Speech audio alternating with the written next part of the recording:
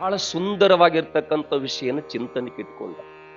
ಇಂಥ ವಿಷಯನ್ನ ಆಯ್ಕೆ ಮಾಡ್ಕೊಂಡವ್ರಿಗೆ ಏನಂತಾರೋ ಅಂತ ಕೇಳಿದ್ರೆ ವಿವೇಕಿಗಳಂತ ಕರೀತಾರೆ.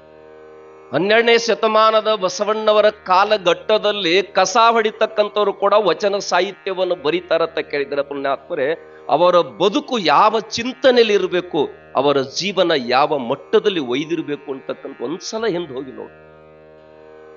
ಇವತ್ತು ಯಾವ PhD ಮಾಡಿದವರಿಗೂ ಕೂಡ ಇನ್ನೂ ಕೂಡ ಅವರ ವಚನಗಳು ಯಾರಿಗೆ ಪಚನ ಆಗಿಲ್ಲ. ಕಸ ಹೊಡಿತಕ್ಕಂಥವ್ರು, ಹಗ್ಗ ಹೊಸಿತಕ್ಕಂಥವ್ರು, ಬಟ್ಟೆ ನೈತಕ್ಕಂಥವ್ರು ವಚನಕಾರರಾಗ್ತಾರಂದ್ರ ಬಸವಣ್ಣವರ ಕಾಲಘಟ್ಟ ಎಂಥ ಪುಣ್ಯಾತ್ಮರ ಸಾಹಿತ್ಯ ಲೋಕದ ಧ್ರುವತಾರೆಗಳು ಇತ್ತು ಅಂತಕ್ಕಂಥದನ್ನ ಇವತ್ತಿನ ವಚನದ ಕಡೆ ಒಂದಿಷ್ಟು ಗಮನ ಕೊಟ್ಟಾಗ ಗೊತ್ತಾಗ್ತದೆ. ಬದುಕಿನೊಳಗ 2 ಪ್ರಕಾರ ಮನುಷ್ಯರಿರ್ತಾರೆ. ಒಬ್ಬ ಅವಿವೇಕಿ ಅಂತಕ್ಕಂಥ ಒಬ್ಬ ಇರ್ತಾನ, ಇನ್ನೊಬ್ಬ ವಿವೇಕಿ ಅಂತ ಇರ್ತಾರ. ಅವಿವೇಕಿ ಕೆಲಸ ಏನು ಅಂತ ಕೇಳಿದ್ರ, ಅವಿವೇಕಿ ಬೇಡ್ಕೊಳ್ತಕ್ಕಂಥ ಸಂಪತ್ತು ಏನು ಅಂತ ಕೇಳಿದ್ರ, ಈ ಶರೀರದೊಳಗೆ ಎಲ್ಲಿ ತನಕ ಉಸಿರಿರ್ತದ ಅಲ್ಲಿವರ ತನಕ ತನ್ನನ್ನ ಜೋಪಾನ ಮಾಡ್ತಕ್ಕಂಥ ಸಂಪತ್ತನ್ನ ಬೇಡ್ಕೊಂಡು ಗೊಳೆ ಮಾಡ್ತಕ್ಕಂಥ ಬುದ್ಧಿ ಯಾರಿಗಿರ್ತೈತಿ ಅಂತ ಕೇಳಿದ್ರೆ ಅವಿವೇಕಿಗಿರ್ತದೆ. ಈ ಉಸಿರು ಹೋದ್ರೂ ಕೂಡ ಎಲ್ಲಿವರೆಗೆ ಈ ಭೂಮಿ ಇರ್ತದ, ಸೂರ್ಯ ಇರ್ತದ, ನೆಲವಂದ ಗಂಗೆ ಹರಿವರೆಗೆ, ಸೂರ್ಯ ಚಂದ್ರ ಇರುವವರೆಗೆ ಶಾಶ್ವತವಾದಂತ ಹೆಸರು ಉಳಿಸ್ತಕ್ಕಂಥದನ್ನ ಬೇಡ್ಕೊಳ್ತಕ್ಕಂಥವ್ರಿಗೆ ಏನಂತ ಕರೀತಾರತ್ತ ಕೇಳಿದ್ರೆ ಪುಣ್ಯಾತ್ಮರ, ಅವ್ರಿಗೆ ವಿವೇಕಿಗಳು ಅಂತ ಕರೀತಾರ, ಅವರಿಗೆ ಜ್ಞಾನಿಗಳು ಅಂತ ಕರೀತಾರ, ಅವರಿಗೆ ಪರಮ ಪುರುಷರು ಅಂತ ಕರೀತಾರ. ಬಂಧುಗಳು, ಅಂಥವ್ರ ಸಾಲಿನಲ್ಲಿ ಬರ್ತಕ್ಕಂಥ ಶ್ರೇಷ್ಠವಾಗಿರ್ತಕ್ಕಂಥ ನರಜನ್ಮವನ್ನ ಹಬ್ಬ ಮಾಡಿಕೊಂಡವರು ಇವರೆಲ್ಲರೂ. ಮಾನವ ಜನ್ಮವನ್ನು ಹಬ್ಬ ಮಾಡಿಕೊಂಡವರು ಇವರೆಲ್ಲರೂ, ಉತ್ಸವ ಮಾಡಿಕೊಂಡಿರದವರು. ಸಂಪತ್ತಿ ಇದ್ದಾಗ ಉತ್ಸವ ಆಕತ್ತೆ ಅಂತ ಬಾಳ ಮಂದಿ ತಲೆಯೊಳಗ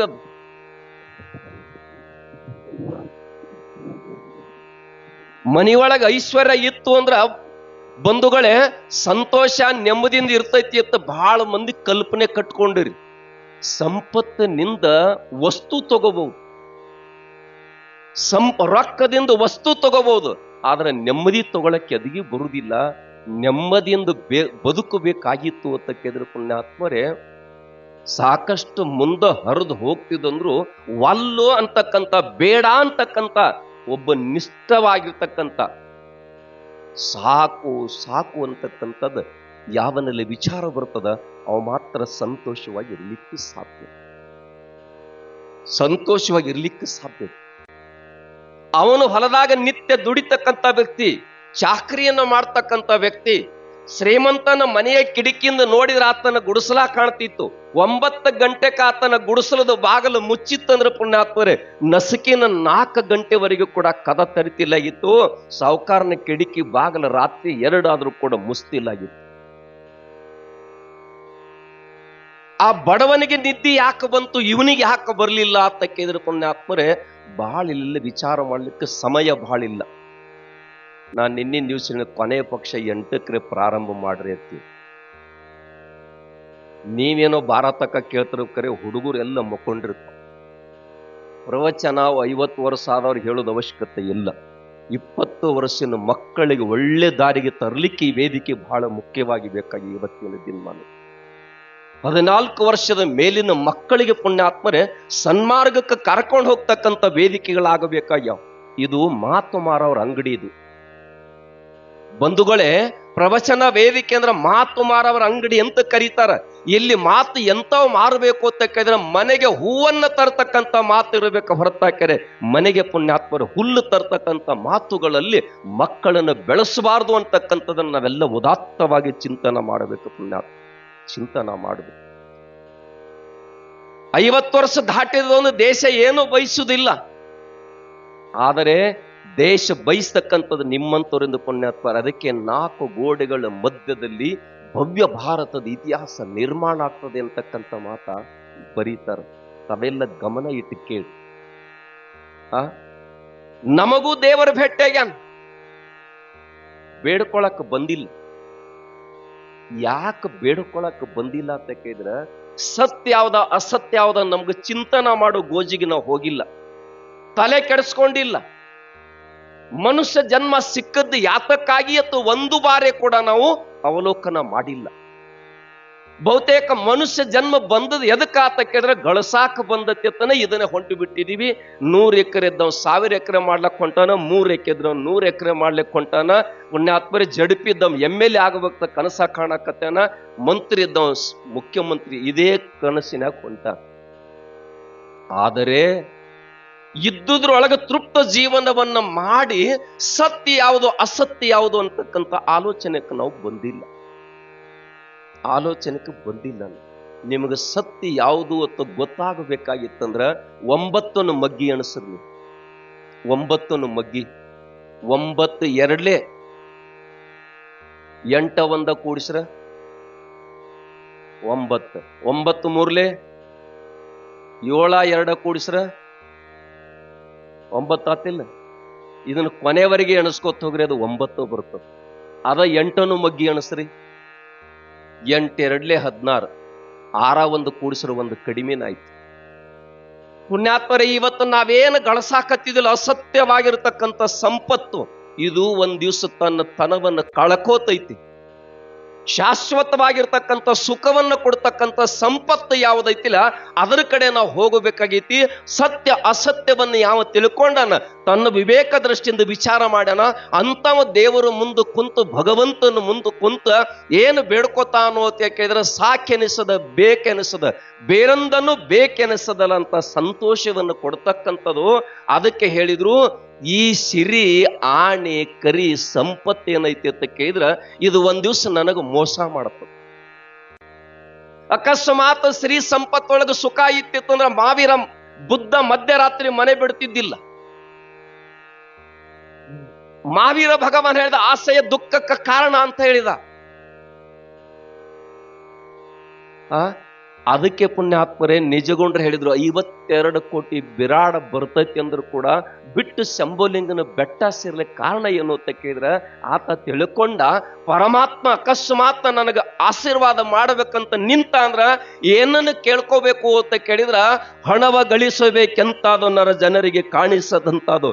ಬಚ್ಚಿಟ್ಟ ದ್ರವ್ಯ ಬಯಲೋಳು ಬಿಚ್ಚಿಟ್ಟವರು ಯಾರೂ ಮುಟ್ಟಲಾರದಂಥದ್ದು, ಕೊಟ್ಟರೆ ತೀರಲಾರದಂಥದ್ದು, ತನ್ನ ಬಿಟ್ಟ ಹೋಗಲಾರದಂತ ಸಂಪತ್ತನ್ನ ದೇವನ ಮುಂದೆ ಕುತ್ಕೊಂಡು ಬೇಡ್ಕೊಂಡು ಏನು ಬರೆದ್ರು ಅಂತ ಕೇಳಿದ್ರೆ ಕೈವಲ್ಯ ಅಂತಕ್ಕಂಥದ್ದು ಬರೆದ್ರು. ಏನಿದ್ದಡೇನು ನಿಜ ಬೋಧಿ ಅಂತಕ್ಕಂಥ ಸಂದೇಶ ತಿಳ್ಕೊಂಡ್ರು. ಅದಕ್ಕೆ ದಾಶಿಮಾರ್ಯರು ಎಲ್ಲ ತಿಳ್ಕೊಂಡು ನಾನೇನಾದ್ರೂ ಪರಮಾತ್ಮನ ಮುಂದೆ ಕುತ್ಕೊಂಡು ಬೇಡ್ಕೊಳ್ಳಂತ ಅವಕಾಶ ಸಿಕ್ಕಿತ್ತಂದ್ರ ಏನನ್ನ ಬೇಡ್ಕೋಬೇಕು ಅಂತ ಕೇಳಿದ್ರೆ ನುಡಿ. ಎಂತ ನುಡಿ? ನಿಮ್ಮ ಶರಣರ ನುಡಿ ಎಂದಾರ ಅವ್ರು. ನಮ್ಮ ನುಡಿನ ಯಾಕೆ ಬೇಡ್ಕೊಲಿಲ್ಲ, ನಿಮ್ಮ ಯಾಕೆ ಬಳಸಿದ್ರು? ಆ ಶರಣರ ಮಾತಿನೊಳಗ ಮನಸ್ಸನ್ನು ಅರಳಿಸ್ತಕ್ಕಂಥ ಶಕ್ತಿ ಅದು. ಆ ಶರಣರ ಮಾತಿನೊಳಗ ಪುಣ್ಯಾತ್ಮರೇ ಮನಸ್ಸನ್ನ ಮುದಗೊಳಿಸ್ತಕ್ಕಂಥ ಶಕ್ತಿ ಅದು. ಆ ಶರಣರ ಮಾತಿನೊಳಗ ಮನವನ್ನ ಹದ ಮಾಡಿಸ್ತಕ್ಕಂಥ ಯುಕ್ತಿ ಅದ. ಅದಕ್ಕೆ ಅಂತ ಮಹಾತ್ಮರ ಮಾತುಗಳು ನನಗೆ ಅರ್ಧಗಳಿಗೆ ಕೊಡುವಂತಕ್ಕಂಥದನ್ನು ಬೇಡ್ಕೊಳಕ್ ಆಚಾರಕ್ಕೆ ಹೋಗ್ಯಾರ. ಆ ಮಹಾತ್ಮರ ಮಾತು ಏನ್ ಮಾಡ್ತಾವ ಅಂತ ಕೇಳಿದ್ರೆ ನೀವೆಲ್ಲ ನಮ್ಮ ಹೋಗೋಡ್ರೆ ಬಾಳ ಮಂದಿ ಕೂತೀರಿ. ನೀವು ಮನ್ಯಾಗ ಒಂದು ತೊಟ್ಲಾ ಕಟ್ತೀರಿ, ಕಟ್ಲಾಕಿಲ್ಲ ಬಹುತೇಕ ಇದನ್ನ ಮಾಡ್ತೀರಿ. ಅವಾಗಿದ್ದೋ ಜಂತ್ಯಾಗ ಹಗ್ಗ ಕಟ್ಟೋದು, ತೊಟ್ಲಾ ಕಟ್ಟೋದು, ಉದ್ದೊಂದು ಹಗ್ಗ ತಗೊಂಡು ಅಲ್ಲಿ ಮುದುಕಿ ಕುಂದ್ರುದು, ಜಕ್ಕೋತು ಕುಂದ್ರುದು ಇದ್ದು. ಆ ತೊಟ್ಲಾ ಕಟ್ತಾಳ ತಾಯಿ, ಹಗ್ಗ ಜಗ್ಗಿ ತಗೊಂಡು ಮಗನಿಗೆ ತೊಟ್ಲಾಗ ಮನಗಿಸಿ ಆ ಹಗ್ಗ ಜಗ್ಲಿಕ್ ಪ್ರಾರಂಭ ಮಾಡ್ತಾ. ಏನ್ ಕಾರಣ? ಮಗ ಮನ್ಕೋಬೇಕತ್ತ, ಹೌದಿಲ್ಲ? ಇದನ್ನ ಬಿಟ್ಟು ಮತ್ತೇನಾರ ದುರುದ್ದೇಶ ಐತ್ರಿ? ಈ ತಾಯಿ ಪುಣ್ಯಾತ್ಮರ ಲೌಕಿಕ ತಾಯಿ ತಾನ ಉದರದಿಂದ ಜನಿಸಿರ್ತಕ್ಕಂಥ ಮಗುವನ್ನ ತನ್ನ ಮುಂದಿರ್ತಕ್ಕಂಥ ವಸ್ತುವಿಂದ ತಯಾರು ಮಾಡಿರ್ತಕ್ಕಂಥ ತೊಟ್ಟುಲ್ದಾಗಿಟ್ಟು ಮನಗಸು ಸಲುವಾಗಿ ಲಾಲಿ ಹಾಡ್ತಾ. ಈ ತಾಯಿ ಪುಣ್ಯಾತ್ಮರು ಕೂತಾರ ನೋಡಿಲಿಲ್ಲ. ಈ ತಾಯಿ ಏನ್ ಮಾಡ್ತದಂತ ಕೇಳಿದ್ರೆ ಸತ್ಸಂಗ ಅಂತಕ್ಕಂಥ ತೊಟ್ಲ ಕಟ್ಟ್ಯದ, ಅಧ್ಯಾತ್ಮ ಅಂತಕ್ಕಂಥ ಜೋಗಳ ಹಾಡಾಕತ್ಯದ. ಮನಸ್ಸೆಂಬ ಮಗ ಮನ್ಕೋಬೇಕಂತಕ್ಕಂಥ ಒಂದೇ ಒಂದು ಉದ್ದೇಶದಿಂದ ಅಧ್ಯಾತ್ಮದ ಜೋಗಳು ಹಾಡ್ತಕ್ಕಂಥ ತಾಯಿ ಪುಣ್ಯಾತ್ಮರೇ ಅವರಿಗೆ ಮೌಲಿ ಅಂತ ಕರೀತಾರ, ಅವರಿಗೆ ಗುರು ಅಂತ ಕರೀತಾರ. ಮನುಷ್ಯಂಬ ಮಗ ಮಕ್ಕಳು ಎದರಿಂದ ಮಕ್ಕೋತ ಕೇಳಿದ್ರ ಪುಣ್ಯಾತ್ಮರೇ ಶ್ರೀ ಗುರು ವಚನದಿಂ ಅಧಿಕ ಸುದೆ ಉಂಟೆ. ಅಮೃತ ಅಂತಕ್ಕಂಥದ ಶಕ್ತಿ ಎದರಲ್ಲಿ ಅಡಿಗೈತೆ ಅಂತಂದ್ರೆ ಗುರುವಿನ ವಾಣಿದೊಳಗದ, ಗುರುವಿನ ಮಾತಿನೊಳಗದ. ಅದಕ್ಕೆ ಪುಣ್ಯಾತ್ಮರ ಅಲ್ಲಮ್ಮರು ಹೇಳಿದ್ರು, ಮಾತೆಂಬುದು ಜ್ಯೋತಿರ್ಲಿಂಗ. ಕನಕ ಹೇಳಿದ ನುಡಿ ತೋರಣ ಅಂತಕ್ಕಂಥದ್ದು ಹೇಳಿದ ಬಂಧುಗಳೇ. ನಿಮ್ಮ ಬಾಳೆಂಬ ಬದುಕಿನ ಬಾಗಿಲಿಗೆ ಮಹಾತ್ಮರ ನುಡಿ ಅಂತಕ್ಕಂಥದ್ದು ತೋರಣ ಮಾಡಿ ಕಟ್ಕೊಂಡು ಬಿಟ್ರಿ ಅಂದ್ರ ನಿಮ್ಮ ಬಾಗಿಲೊಳಗ ಅನ್ಯ ವಿಷಯಗಳು ಬರ್ಲಿಕ್ಕೆ ಸಾಧ್ಯ ಇಲ್ಲ ಅಂತಕ್ಕಂಥದನ್ನ ಆ ದಾಸರು ತಿಳ್ಕೊಂಡ್ರು. ಅಂತ ವಿಚಾರ ಇಟ್ಕೊಂಡು ನಮ್ಮ ದಾಸಿಮಾರ ಏನ್ ಹೇಳಿದ್ರು, ಸಿರಿಯನ್ನಿತ್ತಡೆವಲ್ಲೆ ಕರಿಯನ್ನಿತ್ತಡೆವಲ್ಲೆ ಹಿರಿದಪ್ಪ ರಾಜವನ್ನಿತ್ತಡೆ.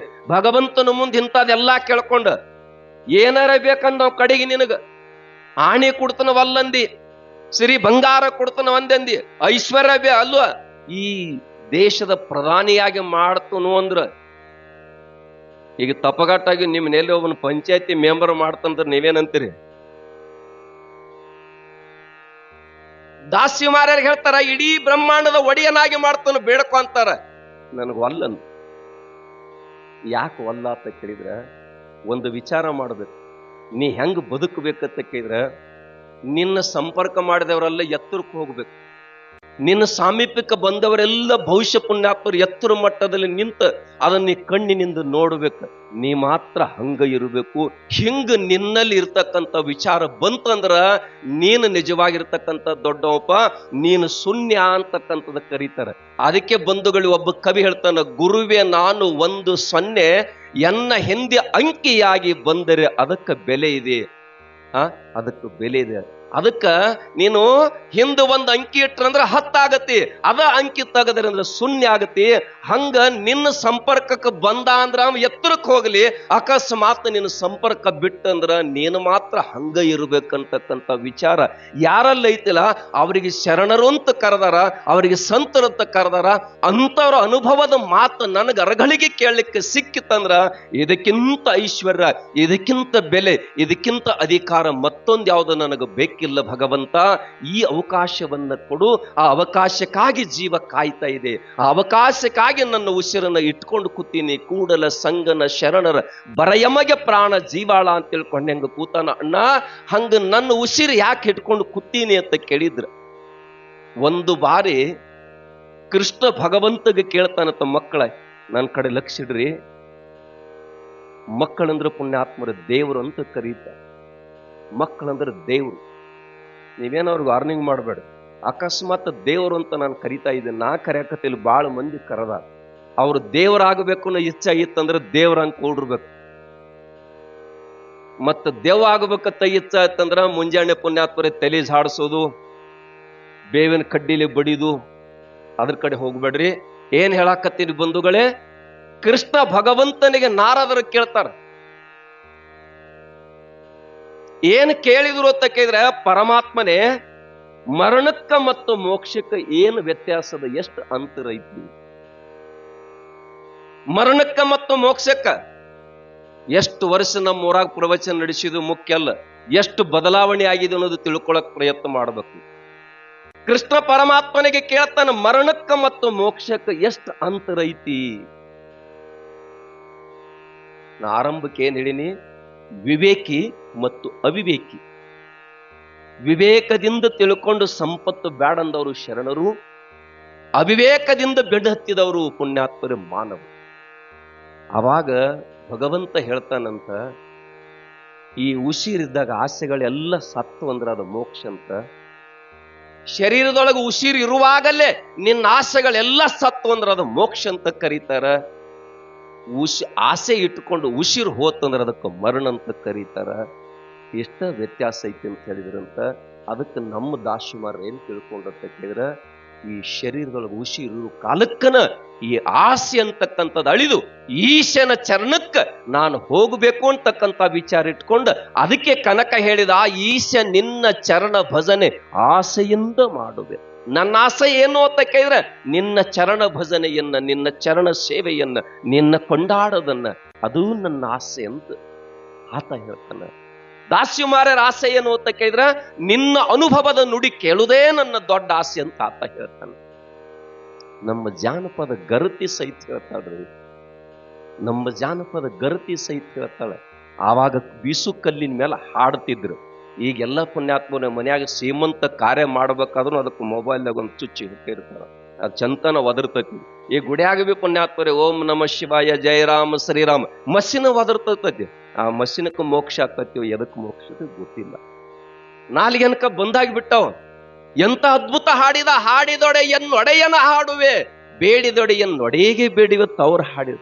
ನಮ್ಮ ಜಾನಪದ ಗರ್ತಿ ಸಹಿತ ಹಾಡ್ತಾಳ. ಬಹುತೇಕ ನನ್ನ ಯೂಟ್ಯೂಬ್ದಾಗ ಕೇಳಿರ್ಬೇಕು. ಅತ್ತಿ ಮಾವ ಸಾಯಲಿ ಹತ್ತೆಮ್ಮಿ ಎಯ್ಯಲಿ, ಅತ್ತಿ ಮಾವ ಸಾಯಲಿ ಹತ್ತೆಮ್ಮಿ ಎಯ್ಯಲಿ, ಗಂಡಗ ದೆವ್ವ ಬಡಿಯಲಿ ಬೀರಲಿಂಗೇಶ ನಿನಗ ಜೋಡೆಡ ಟೆಂಗ್ ಬಡಿಲಿ ಅಂತ ಹಾಡ್ತಾಳ. ಸ್ವಲ್ಪ ನಿಮ್ ತಲೆ ಕೆಲಸ ಕೊಡ್ರಿ. ಅತ್ತಿ ಮಾವ ಸಾಯಲಿ ಹತ್ತೆಮ್ಮಿ ಎಯ್ಯಲಿ, ಗಂಡಗ ದೆವ್ವ ಬಡಿಯಲಿ ಬೀರಲಿಂಗೇಶ ನಿನಗ ಜೋಡೆಡ್ಡ ಟೆಂಗು ಹೊಡಿಲಿ.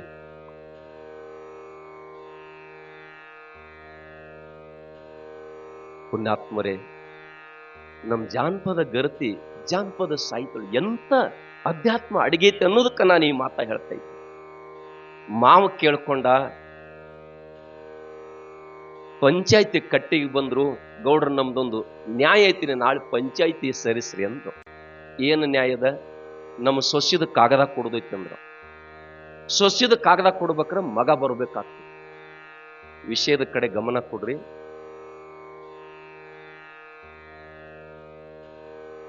ಮಗನ ಕರೆಸಿದ್ರು. ಮಗನಿಗೆ ಕೇಳಿದ, ನಿಮ್ಮಪ್ಪ ಪಂಚಾಯ್ತಿ ಸೇರಿಸನ್, ಸೊಸಿ ನಿನ್ನ ಹೆಂಡತಿದ ಕಾಗದ ಕೊಡದೈತಿ, ನಿಂದ ಇದಕ್ಕೆ ಸಮ್ಮತ ಬೇಕಲ್ಲ. ಆತ ಹೇಳಿದ, ನಂದು ಮದುವೆಗೆ 6 ವರ್ಷ ಐತ್ರಿ, ನನ್ನ ಹೆಂಡತಿ ನನ್ನ ಎದುರಿಗೆ ನಿತ್ತು ಒಂದ್ ದಿವ್ಸ ಮಾತನಾಡಿಲ್ಲ, ನನ್ನ ಬಿಟ್ಟು ಒಂದು ತುತ್ತು ಅನ್ನ ಉಂಡಿಲ್ಲ. ನಮ್ಮ ಸಂಸಾರ ಹೆಂಗೈತಿ ಅಂತ ಕೇಳಿದ್ರೆ ಬಸವಣ್ಣ ಹೇಳಿದ ಹಾಗೆ ಆದ, ಸತಿಪತಿಲ್ ಒಂದಾದ ಭಕ್ತಿ ಹಿತವಾಗಿರುವುದು ಶಿವನಿಗೆ. ಹಿಂಗ ನಾವು ಬದುಕಿದೀವಿ, ನಾ ಕಾಗದ ಕೊಡುದಿಲ್ಲ, ನಾನು ಸಹಿ ಮಾಡುದಿಲ್ಲ ಅಂದ. ಪಂಚಾಯ್ತಿ ಸೇರ್ಯದ, ಪಂಚಾಯ್ತಿಗೆ ಅಪಮಾನ ಮಾಡಬೇಡ,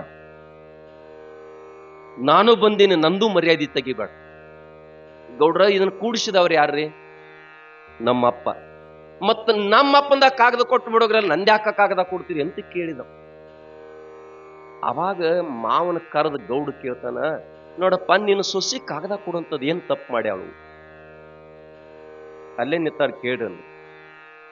ಆ ಹೆಣ್ಮಗಳು ಬಂದಪ್ಪ, ಗೌಡ್ರೆ, ನಾ ಏನ್ ತಪ್ಪು ಹಾಡಿಲ್ಲ, ನಮ್ಮವು ತವ್ರ ಮನ್ಯಾಗ, ನಮ್ಮ ತವ್ರ ಮನ್ಯಾಗ, ನಮ್ಮ ತವ್ರ ಮನೇನ ಹೆಣ್ಮಕ್ಳು ಇಟ್ಟಾಗಲಾಗ್ತಾರ. ನೋಡ್ಬೇಕ್ರ, ನಮ್ ಗುರುಗಳು ಹೇಳ್ತಿದ್ರ, ಅವ್ರ ಮನ್ಯಾಗ ಪುಣ್ಯಾತ್ಮರಿ ಕಿವಿ ಹಿಡ್ಲಕ್ ಒಂದು ಹಾಡು ಇರ್ಲಿಲ್ಲ ಅಂದ್ರು ಕೂಡ ಹಾಡ್ತಾರತ್ತ ಅವ್ರು ಬೀಸು ಕಲ್ಲಿನ ಮೇಲೆ. ಅಣ್ಣನು ಆರೆತ್ತ ತಮ್ಮನು ಮೂರೆತ್ತ ಹಡದಪ್ಪ ನೆತ್ತ ಹಡದಪ್ಪ ನೆತ್ತ 16 ಬರುವಾಗ ನಮ್ಮೂರ ಭೂಮಿ ಅದರ್ಯಾವಂತ ಹಾಡ್ತಾರಂತ. ಪತ್ರಾಸದಿಂದ ಸೂರ್ಯನ ಬೆಳಕು ಒಳಗೆ ಡೈರೆಕ್ಟ್ ಐತತಿ, ಏನ್ ದೀಪದ ಅವಶ್ಯಕತೆ ಅದ ಹೇಳಿದ್ಲಕ್ಕೆ. ನೋಡ್ರಿ, ನಾ ಏನ್ ತಪ್ಪು ಮಾಡಿಲ್ಲ, ನಮ್ಮವ್ ಹಾಡ್ತಕ್ಕಂತ ಹಾಡಿನಿ. ಏನ್ ಹಾಡಿರಿ? ಅತ್ತಿ ಮಾವ ಸಾಯಲಿ ಹತ್ತೆಮ್ಮೆಯ್ಯಲಿ, ಗಂಡಗ ದೆವ್ವ ಬಡಿಯಲಿ, ಬೀರಲಿಂಗೇಶ ನಿನಗ ಜೋಡೆಡ್ಡ ಟೆಂಗ್ ಹೊಡಿಲಿ ಅಂತ ಹಾಡಿನಿ ಅಂದಳ. ಗೌಡ್ರಂದ್ರು, ಸದಾವ ಕಾಲ ಸಜ್ಜನರ ಸಹವಾಸದಾಗಿದ್ರು. ಅದಕ್ಕೆ ಹುಡುಗರು ನೀವೆಲ್ಲ ಗಮನಿಡ್ರಿ, ಈ ಮಕ್ಕಳನ್ನ ಸಜ್ಜನ ಸಹವಾಸದಾಗ ಬೆಳೆಸ್ಬೇಕು. ಶಿವಾಜಿ ಮಹಾರಾಜರ ಕತೆ ಹೇಳ್ಬೇಕು, ಬಸವಣ್ಣವ್ರ ಕತೆ ಹೇಳ್ಬೇಕು, ಚೆನ್ನಮ್ಮನ ಬದುಕಿನ ಘಟನೆಗಳನ್ನು ನೆನಪಿಸ್ಕೊಡ್ಬೇಕು. ರಾಯಣ್ಣ ಈ ನಾಡಿಗಾಗಿ ಎಂತ ಸ್ವಾಭಿಮಾನದಿಂದ ಬದುಕಿದ ಅಂತಕ್ಕಂಥದನ್ನ ಕಲಿಸ್ಕೊಡ್ಬೇಕು, ನಮ್ಮ ಮಕ್ಕಳಿಗೆ ಕಲಿಸ್ಕೊಡ್ಬೇಕು. ನಿಮ್ಗೆಲ್ಲ ಗೊತ್ತದು, ಹೆಣ್ಮಗಳು ಪುಣ್ಯಾತ್ಮರ ಕಣ್ಣಿಲ್ಲದ ಮಗನ ತಂದು ಕೊಡು ಕಾಲಕ್ಕೆ ರಾಯಣ್ಣ ಅಂತಾನ, ಕೊಡ್ಡು ಮಗನ ತಂದು ನಾನೇನು ಮಾಡ್ಲಿ, ಯುದ್ಧ ಮಾಡಕ್ ಸೈನಿಕರು ಬೇಕಾಗ್ತದ, ಕಲಿಗಳು ಬೇಕಾಗ್ತದ ಅಂದಾಗ ರಾಯಣ್ಣನ ಕುಡ್ಡು ಮಗನ ಯಾಕೆ ಕೊಡಾಕತ್ತೀನಿ ಅಂದ್ರ, ಬ್ರಿಟಿಷರ್ ಹಾಕ್ತಕ್ಕಂಥ ಗುಂಡ ಮೊದಲು ನನ್ನ ಮಗನಿಗೆ ತಾಕಲಿ, ನೀನು ಜೀವನ ತೊಳಿ ಸಲುವಾಗಿ ಈ ಮಗನನ್ನು ಕೊಡ್ತಾ ಇದ್ದೀನಿ ಅಂತಕ್ಕಂಥ ಮಾತನ್ನ ಆ ತಾಯಿ ಹೇಳ್ತಾಳಂದ್ರೆ ಎಂತ ಸ್ವಾಭಿಮಾನ ಆಗಿದೆ ಇದು ಅಂತ. ಕಿತ್ತೂರುದು ಸ್ವಾಭಿಮಾನದ ಮಣ್ಣು ಪುಣ್ಯಾತ್ಮ. ಆ ಗೌಡಂದತ್ತ, ನಾನು ಅಕಸ್ಮಾತ್ ನಿನ್ನ ಮಾತು ಕೇಳಿ ಸೊಸಿದ ಕಾಗದ ಕೊಟ್ಟೀನಿ ಅಂದ್ರೆ ನಾನು ಶಿಕ್ಷಕ ಗುರಿ ಆಗ್ತೀನಿ. ಅಲ್ರಿ, ನೀವು ಸೊಸಿ ಪರವಾಗಿ ಮಾತನಾಡ್ತೀರಿ, ಪರವಾಗಿ ಮಾತನಾಡ್ಲತ್ತ ಇದ್ದುದು ಮಾತನಾಡೇನೆ. ನೀನು ಸೊಸಿ ಎಂತಾದ ಹಾಡಿ ಆಳತ್ತಕ್ಕ ಇದ್ರ, ಆಶಾ ಅಂತಕ್ಕಂಥದ್ದು ಅತ್ತೆ ಸಾಯಿಲಿ, ಮಾಯಾ ಅಂತಕ್ಕಂಥ ಮಾವ ಸಾಯಿಲಿ ಅಂತ ಬೇಡ್ಕೊಂಡಾಳತ್ತ. ಅತ್ತಿ ಮಾವ ಸಾಯಿಲಿ ಅಂತ, ಆಶಾ ಅಂತಕ್ಕಂಥದ್ದು ಅತ್ತೆ ಸಾಯಿಲಿ, ಮಾಯಾ ಅಂತಕ್ಕಂಥದ್ದು ಮಾವ ಸಾಯಿಲಿ, 10 ಅಂದ್ರ ಪ್ರತಿಯೊಬ್ಬ ಮನುಷ್ಯನಿಗೆ ದಶೇಂದ್ರಿಯಗಳಿರ್ತಾವ. ಆ ದಶೇಂದ್ರಿಯಗಳ ವಶ ಮಾಡ್ಕೊಂಡು ನನ್ನ ಗಂಡಗ ದೆವ್ ಎಂತಾದ ಬಡಿಬೇಕಂತ ಕೇಳಿದ್ರ ಅನುಭಾವಿಗಳ ಅಮೃತ ನುಡಿಯನ್ನ ಸದಾವಕಾಲ ತನ್ನ ಬದುಕೆಂಬ ಬಾಗಿಲಿಗೆ ತೋರಣ ಮಾಡ್ಕೊಳ್ತಕ್ಕಂಥ ದೆವ್ ನನ್ನ ಗಂಡಗ ಬಡಿತಂದ್ರ ಹುಟ್ಟು ಮತ್ತು ಸಾವು 2 ತೆಂಗಿನಕಾಯಿ ಒಡಿತುನು ಅಂತ ಮಾತು ಬೇಡಿಕೊಂಡಿದ್ದೀನಿ. ಈಗ ಕೈ ಇದ್ರೆ ಚಪ್ಪಾಳೆ ಆಗ್ತದೆ. ಇರ್ಲಿ ಪುಣ್ಯಾತ್ಮರೇ, ನಿಮ್ಮದು ತಪ್ಪಲ್ಲ. ವಿಷಯದೊಳಗೆ ನಿಮ್ಮನ್ನು ನೀವು ಮರೆತು ಕುಂತೀರಿ. ನಾನಿಷ್ಟೇ ನಿಮ್ಮಲ್ಲಿ ಹೇಳ್ತಾ ಇದ್ದೀನಿ, ಒಳ್ಳೆ ಮಾತುಗಳನ್ನು ಕೇಳಿ.